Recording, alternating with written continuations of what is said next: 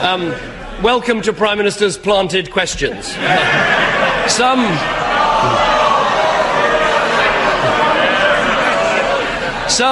Labour MPs were a bit confused when they were told about Mr. 10%. They thought it meant his opinion poll ratings.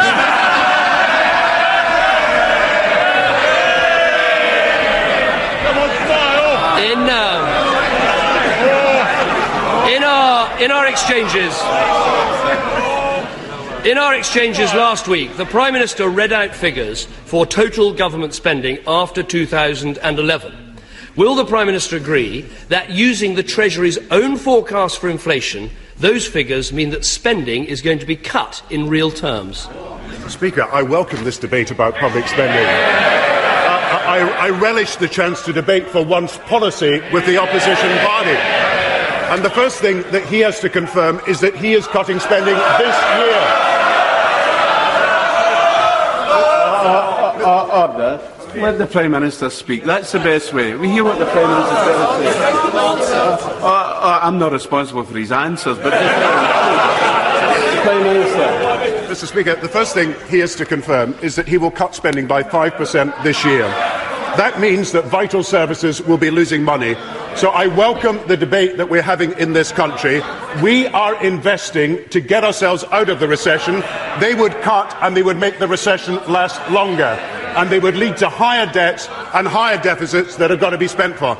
As for spending beyond 2011, he knows the truth. He wants to spend less, 10% less in most departments. We want to spend more. Absolutely no answer to the question. And I have to say to the Prime Minister, for the time that Peter Mandelson allows him to go on doing the job, he should at least answer the question. Every year, at every budget, he's stood there and read out figure after figure for total spending and told us it was an increase in real terms. Now he's standing up there, reading out figures for total spending without admitting they represent a real terms cut.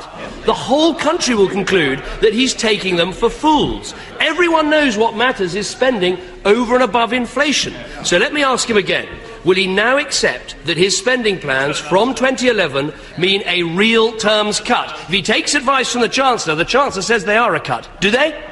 The first thing we're absolutely sure of is, regardless of economic circumstances, regardless of employment, regardless of investment, regardless of inflation, they will be cutting expenditure by 10%.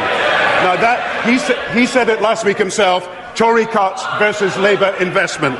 Now let me read the figures.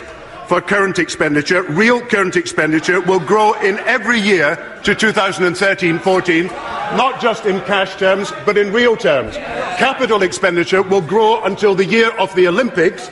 After the year of the Olympics, capital expenditure will be less, but asset sales will make up for much of the difference. So we are increasing current expenditure and increasing capital expenditure up to the Olympics. The unfortunate thing is, his proposal is to cut expenditure by 10%. He better now admit the truth. He is cutting expenditure by 10%. It sounds more and more desperate.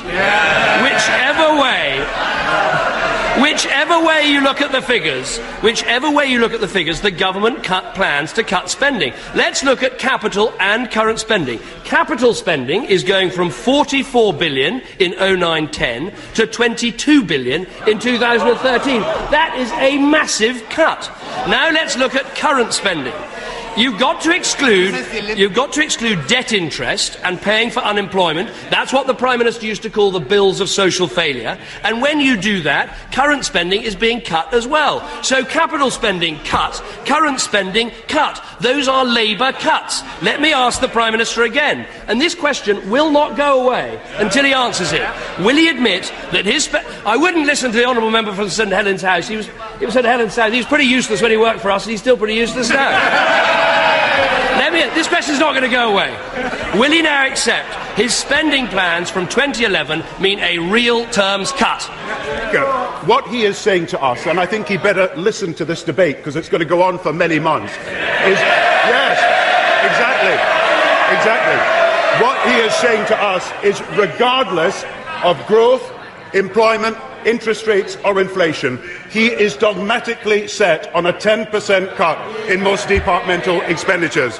Let me read the real terms current expenditure: 603 to 629 to 633 to 638 to 642. What is that but a rise in real terms current expenditure?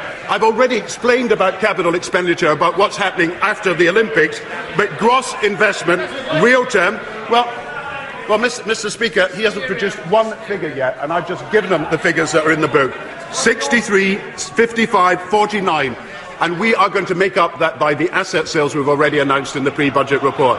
And I have to tell him that current expenditure will continue to rise in cash and real terms. The issue is that the Conservatives will be cutting current expenditure in real and cash terms. In exactly what I said: Tory cuts, Labour investment. But what's worse, Mr. Speaker, is that they're cutting expenditure so that they can help the few with inheritance tax cut when we're the party of the many. Now let him say that he's abandoning inheritance tax cuts. Every commentator, every economist has concluded the Prime Minister is wrong and looks increasingly ridiculous. Just take one. The Institute of Fiscal Studies, Robert Choate, the director of the Institute of Fiscal Studies, last week said this: judging from his performance at Prime Minister's Questions on Wednesday, Gordon Brown needs some help to interpret his own Chancellor's budget. Let me take one of his former Treasury ministers, someone he appointed to work with him in the Treasury, the Right Honourable Member for Bolton West. She said this: as the budget made clear, the only way to clear a huge debt overhang in the medium term will be to cut billions of pounds from public spending. Why can't the Prime Minister answer this? Why does he find it so impossible to give a straight answer and be straight with the British people? Yeah!